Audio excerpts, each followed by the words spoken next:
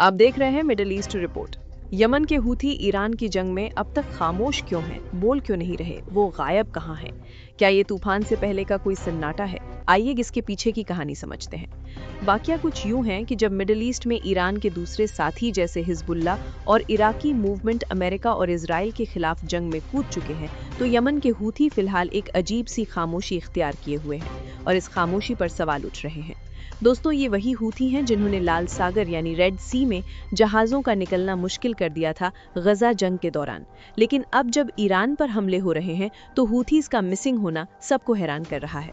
आप में से बहुत से लोग भी ये जानना चाहते हैं कि जब ईरान जंग के 2 हफ्ते पूरे हो चुके हैं, तब भी फिलिस्तीन के लिए हर बार जंग में कूदने वाले हूथी अब तक इस जंग में क्यों नहीं कूदे। दरअसल इस सन्नाटे के पीछे 3 बड़ी वजह नजर आ रही हैं।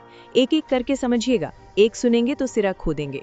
सबसे पहली वजह है पिछले साल अगस्त में हुआ वो सख्त हवाई हमला, जिसमें इजराइल ने यमन की कैपिटल सना में हूथी सरकार के प्राइम मिनिस्टर और चीफ ऑफ स्टाफ समेत 12 बड़े लीडरों को मार दिया था।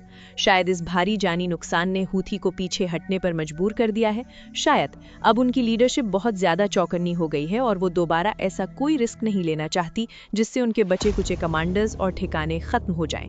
दूसरी बड़ी वजह सऊदी अरब के साथ उनका सख्त तनाव।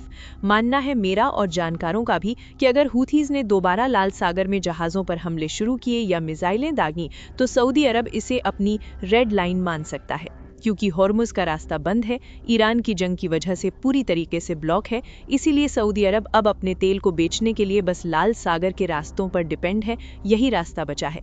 हूथीज को डर है कि अगर उन्होंने लाल सागर में जहाजों को ठोका पीटा तो सऊदी अरब फिर से यमन की जंग को हवा दे सकता है, जिससे उनकी सत्ता यानी पावर खतरे में पड़ जाएगी। और सऊदी अरब डायरेक्ट आए ना आए, जो दूसरी सरकार यमन से चलती है और दूसरे ग्रुप्स हैं, उन्हें वो इतना मजबूत कर सकता है कि वो हूथीज को अपने साथ जंग में उलझा लें, ताकि हूथीज रेड सी में अपने मिशन रोक दें।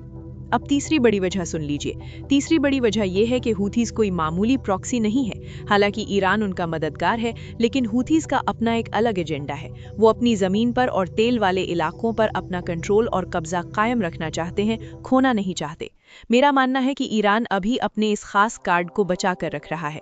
ईरान चाहता है कि यमन के हूथीज का इस्तेमाल जंग के अगले हिस्से में किया जाए, तब जब अमेरिका और इजराइल पूरी तरह थक चुके हों। लेकिन हूथीज के लीडर अब्दुल मलिक अल हूथी ने पिछले हफ्ते ही साफ कर दिया कि उनकी उंगलियां ट्रिगर पर हैं, घोड़े पर। वो बस उस मौके का इंतजार कर रहे हैं जब वो इजराइल या रेड सी पर ऐसा हमला करें जिससे पूरी दुनिया की इकोनॉमी हिल जाए। दरअसल हूथीज की ये खामोशी दुश्मन के लिए किसी सीरियस खतरे की घंटी से कम नहीं है।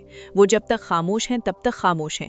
वो जब बोलेंगे तो देखना होगा कि क्या स्टेट ऑफ हॉर्मुज जैसा ही नज़ारा रेड सी में भी देखने को मिलता है। और अगर ऐसा हुआ तो यकीन मानिए कि जद्दा से जितना ट्रांसपोर्ट, जितना माल इधर से उधर सऊदी अरब का होता है, वो भी ठप पड़ जाएगा। इजिप्ट के लिए भी मुश्किल खड़ी हो जाएगी। इजिप्ट वो अकेला वाहिद अभी इस तरफ का करीबी अरब मुल्क है जो ईरान के हमलों से बचा हुआ है, वो भी आ सकता है। तो हूथीज के खामोश रहने को सिर्फ खामोश रहना ना जाने, इसे एक स्ट्रैटेजी समझे, और ये स्ट्रैटेजी ईरान ने ही बुनी है। ईरान एक मोहरा बचाकर रखना चाहता है, क्योंकि ईरान हिजबुल्ला के कूदने के बाद लेबनान का भी हाल देख रहा है। लेबनान तबाह हो रहा है। अब महीनों की खामोशी के बाद यमन की तरफ से हूथीज के स्पोक्सपर्सन याहिया सारी का एक ऐसा बयान सामने आया है जिसने सियासी गलियारों में हलचल मचा दी है। वो बयान सुनिए। ये बयान साफ करता है कि यमन की नजरें सिर्फ जंग पर नहीं, बल्कि ईरान के अंदरूनी हालात पर भी टिकी हैं। वाकया कुछ यूं है कि याहिया सारी ने एक टेलीविजन प्रोग्राम के जरिए सीधे तौर पर ईरान की आवाम को मुखातिब किया। उन्होंने बहुत ही सख्त लहजे में कहा कि ईरान के दुश्मन आज एक हो चुके हैं और उनकी पूरी कोशिश ईरान की आज़ादी, उसकी खुद मुख्तारी और उसकी ताकत को ख़त्म करने की है। याहिया सारी ने ईरानियों से अपील की, ईरानी आवाम से, कि वो अपनी एकता यानी यूनिटी को टूटने ना दें, क्योंकि इसी यूनिटी के दम पर वो अमेरिका और इजरायली हुकूमत के गुरूर को तोड़ सकते हैं। हूथीज के स्पोक्सपर्सन का ये बयान महज एक तकरीर नहीं है, बल्कि एक बड़ा सियासी इशारा है। उन्होंने ईरान के नौजवानों से कहा कि वो अपनी 45 साल की तारीख को गौर से पढ़ें और देखें कि कैसे एक बहादुर लीडरशिप ने उन्हें दुनिया के सामने खड़ा किया। 45 साल मतलब इस्लामिक रेवोल्यूशन के। याहिया सारी ने अमेरिका के वादों को एक शराब यानी धोखा बताया और कहा कि दुश्मन की बातों में आकर अपनी आज़ादी का सौदा ना कर देना।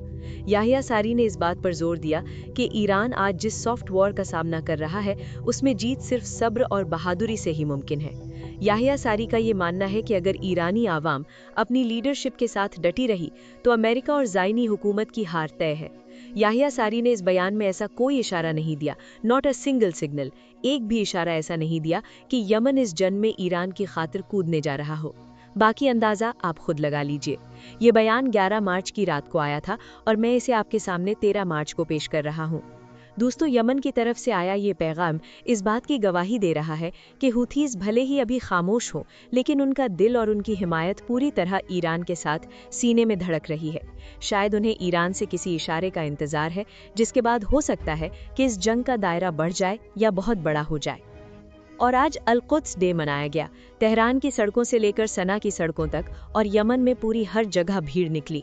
और ये यमन का न्यूज़पेपर है जो ये कहता है कि आज लाखों लोगों का समंदर सना की सड़कों पर अल-कुद्स डे मनाने निकला, फिलिस्तीन के हक में।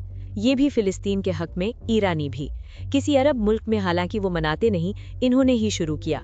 हालांकि वहाँ फिलिस्तीन के लिए रोना तो रोया जाएगा, लेकिन फिलिस्तीन के हक में प्रोटेस्ट नहीं निकाला जाएगा।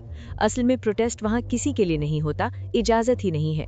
क्योंकि हुकूमतों को अरब के ये लगता है कि एक बार किसी एक प्रोटेस्ट की इजाज़त दे दी या खून मुंह को चखा दिया तो कल को प्रोटेस्ट हमारी राजशाही के खिलाफ निकलने लगेंगे, डेमोक्रेसी की आवाज़ें उठने लगेंगी और जो है लाडशाही खतरे में पड़ जाएगी, बादशाहत खतरे में पड़ जाएगी। तो यमन के लोगों ने आज फिलिस्तीन की हिमायत में, सॉलिडारिटी में उनके जो है वो ये जुलूस निकाले और उनकी एक तस्वीर उस न्यूज़ नेटवर्क ने भी शो की, जिसमें लाखों लोग यहाँ से वहाँ तक, हदे निगाह तक सड़कों पर नजर आए, फिलिस्तीन के हक में नारे बुलंद करते हुए। अल-कुद्स डे और आज ईरान की सड़कों का हाल क्या था? बमबारी हो रही थी, हमने दिखाया बमबारी हो रही है और लोग अल्लाहू अकबर के नारे लगाकर फिलिस्तीन के लिए हक की आवाज़ बुलंद कर रहे हैं।